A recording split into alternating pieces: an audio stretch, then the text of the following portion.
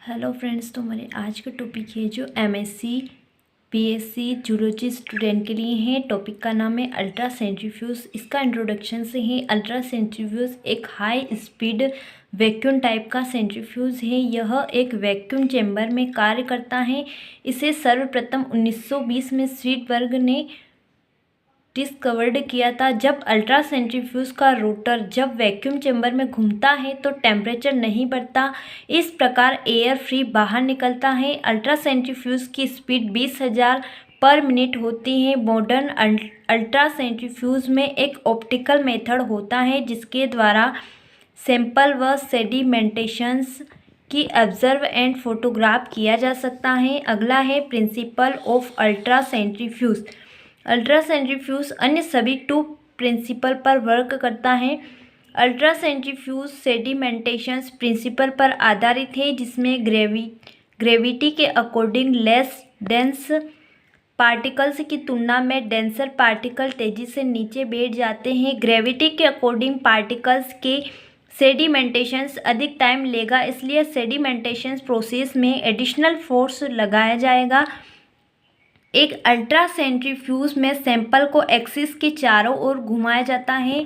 परिणाम स्वरूप लंबवत बल लगता है और सेंट्रीफ्यूज फोर्स सैंपल के पार्टिकल्स पर वर्क करता है। लार्ज मॉलिक्यूल्स फर्स्ट मूव करते हैं, स्मॉल मॉलिक्यूल्स स्लो मूव करते हैं। सेंसर मॉलिक्यूल्स बाहर की ओर ट्यूब की परिधि में चले जाते हैं and low sensor molecules tube के सेंटर की ओर घूमते हैं। ऑल प्रोसेस कंप्लीट होने पर large and more sensor particle नीचे बैठ जाते हैं जिससे ट्यूब नीचे घरों का निर्माण होता है। इसकी तुलना में small and low sensor particle सतह पर तैरते हैं। अगला पॉइंट है types of ultra centrifuge. Ultra centrifuge जो होते हैं बेसिकली टू टाइप के होते हैं। इसमें फर्स्ट है analytical ultra centrifuge. Analytical centrifuge nerve से ही पता चलता है कि विभिन्न सैंपल में प्रेजेंट पार्टिकल्स का एनालिसिस किया जाता है। यह जो एनालिटिकल अल्ट्रा सेंट्रीफ्यूज माइक्रोमोलिक्यूल्स के मात्रात्मक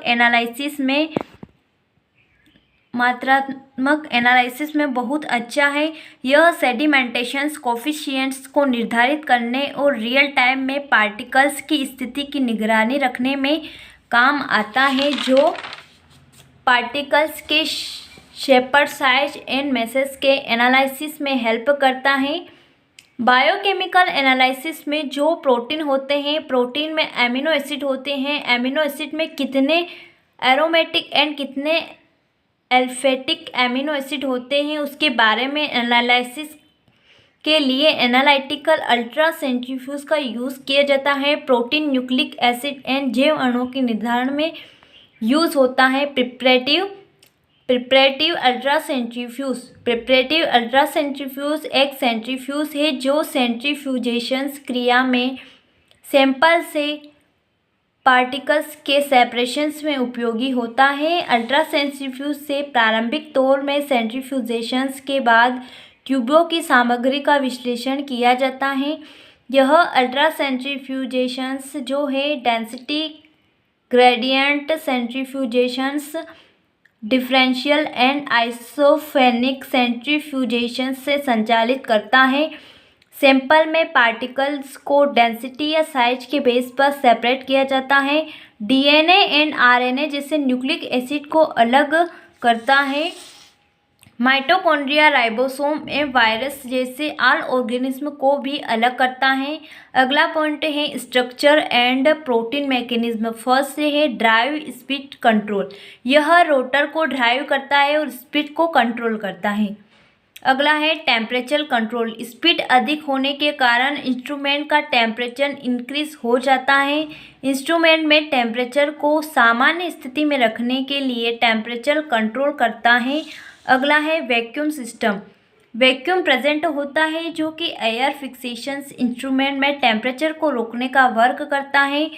अगला है रोटर। रोटर इंस्ट्रूमेंट में एंगल में फिक्स्ड होते हैं। यह एक एंगल पर अटैच्ड रहते हैं और ये अलग मूवमेंट करते रहते हैं। यह रोटर ड्राइव सॉफ्ट एरोमेट चैम्बर से अटैच्ड रहते हैं।